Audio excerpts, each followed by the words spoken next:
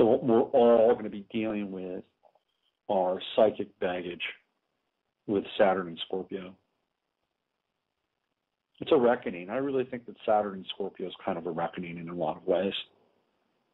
And if we can't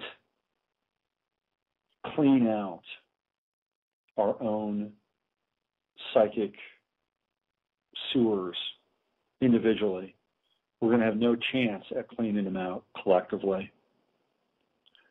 But if we can do this both together, that there is a chance that we can come to some really profound realizations. And out of those realizations come new emergent realities. If we don't, then I see that Saturn and Sagittarius could be extremely fascistic. Saturn and Sagittarius could go one of two ways. It could be, really rights-based and, living righteously, and in a way, it could be a real freedom moment, Saturn and Sagittarius, true freedom, true liberation moment, or it could be the obverse, which would be just, boot to the heel fascism. And I don't think we're quite there yet. I do think we've got this 2.5 year cushion, albeit an intense cushion with Saturn and Scorpio. And Saturn and Scorpio is going to be about power too. Power, power, power. Who has it? How do you get it? How do you hold on to it? What's the price of power? How deep is the chasm when it comes to power? That's all part of the Saturn and Scorpio experience. So we've got a year of Saturn and Libra. Maybe we can balance some things out. It's all about balance. We come into Saturn and Scorpio balance, we have a better chance of navigating through that. So David Icke, I'm switching gears here, talking about power. That's the transition. Segue alert. David Icke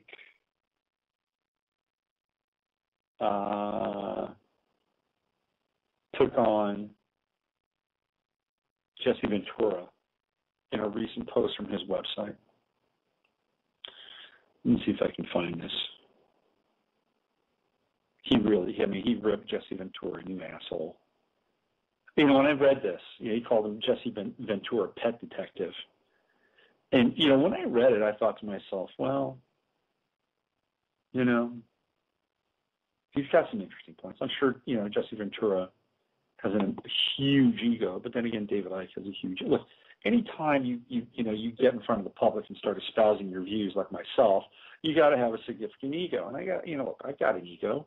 I make no bones about it. You have to on some level.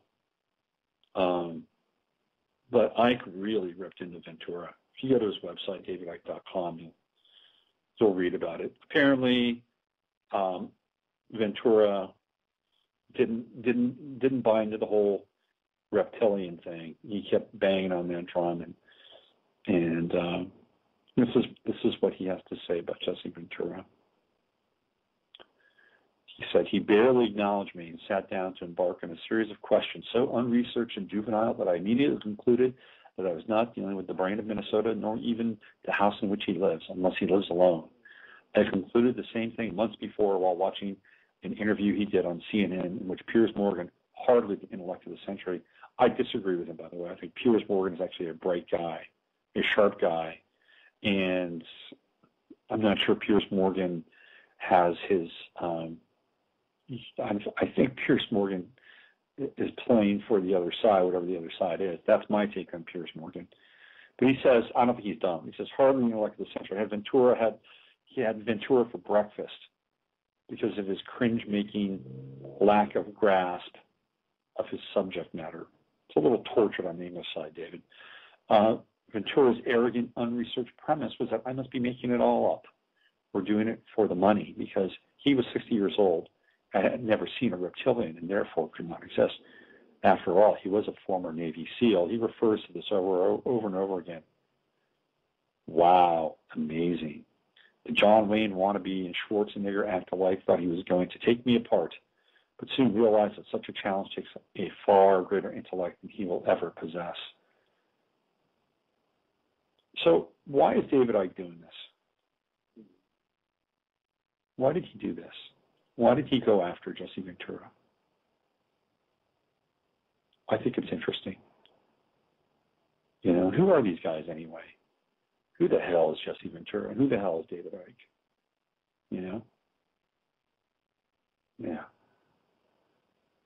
I don't know. Just weird. It's weird that he would do that. Divide and conquer, divide and conquer, divide and conquer, divide and conquer, divide and conquer, divide and conquer. Let's see what else is out there.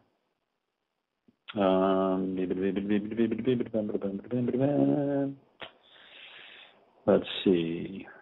Anything else? Oh, we've got this new sea volcano near El Hierro releasing toxic gases into the atmosphere. And it's, of course, we need more toxic gases in our atmosphere, please.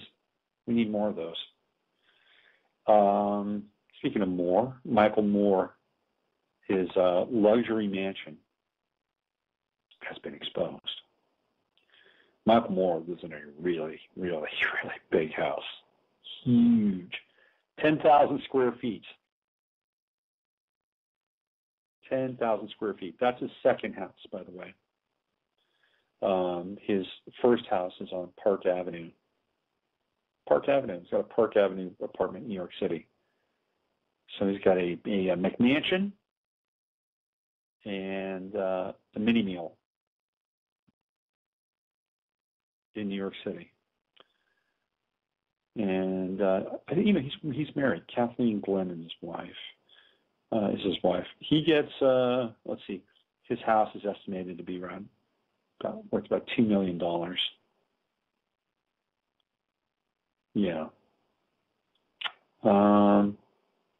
Speaking of Piers Morgan, talking with Piers Morgan about Occupy, he joked, "I'm here talking against my own interests."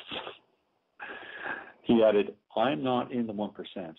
For a documentary filmmaker, I do very well. There's a big difference between a documentary and Avatar."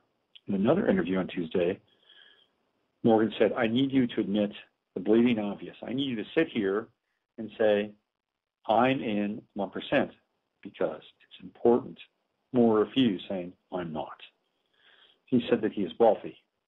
"I'm devoting my life to those who have less and have been crapped upon by the system. That's how I spend my time, my energy, my money, trying to end up this system that I think is a system of violence.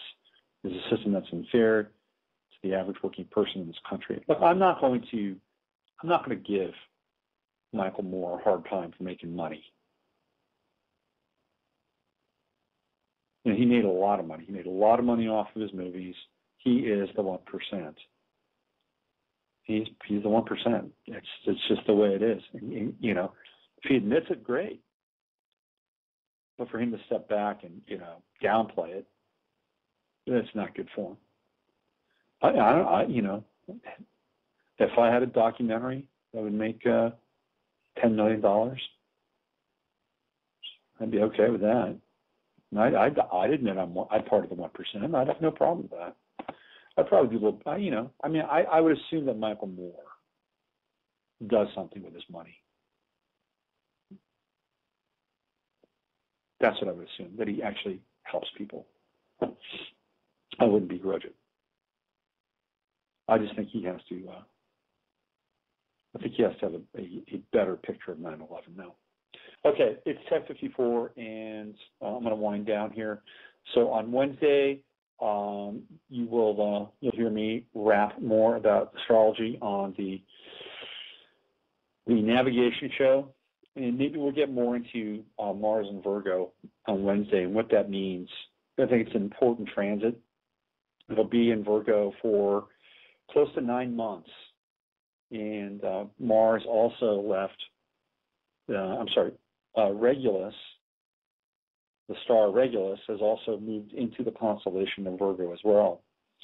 So we'll look at that, and we'll look at what that means for the average Joe, and what that means for people that have Pluto in Virgo and Uranus in Virgo, and how these shifts will impact them in the world in general. Okay, so join me on Wednesday in navigating the astrological matrix. And on Friday, I will have Dr. Phil Valentine and Joshua Hart. It's funny, I've got Hart and Valentine on the show on Friday. I just realized that. Hart and Valentine. Interesting. Joshua Hart, Dr. Phil Valentine on the Friday show. And that's it. Okay. Use your head to discern what's real, your heart to step in what's possible. You've been listening to the Monday Mashup. I'm Robert Phoenix, and I will see you on Friday. Adios. We are living in a computer-programmed reality, and the only clue we have to it is when some variable is changed and some alteration in our reality occurs. We would have the overwhelming impression that we were reliving the present, déjà vu, perhaps in precisely the same way, hearing the same words, saying the same words. I submit that these impressions are valid and significant, and I will even say this: such an impression is a clue that at some past time point a variable was changed, reprogrammed as it were, and that because of this an alternative world branched off.